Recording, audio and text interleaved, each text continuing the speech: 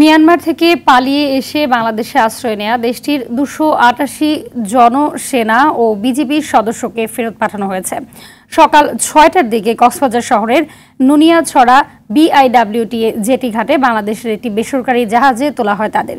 এরপর গভীর বঙ্গোপসাগরে অবস্থানরত মিয়ানমারের বড় জাহাজে করে তারা সে দেশের উদ্দেশ্যে পাঠানো হয়।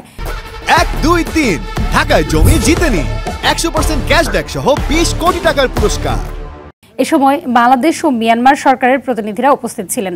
এর আগে বান্দরবানের নাইখংছড়ি থেকে বিজিবি হেফাজতে কঠোর নিরাপত্তায় জেটি ঘাটে আনা হয় বাংলাদেশে আশ্রয় নেয়া বিজিবি ও সেনা সদস্যদের। এদিকে গতকাল একই ঘাট দিয়ে দেশে ফেরেন মিয়ানমারের দীর্ঘদিন কারাবন্দী থাকা ১৭৩ বাংলাদেশি।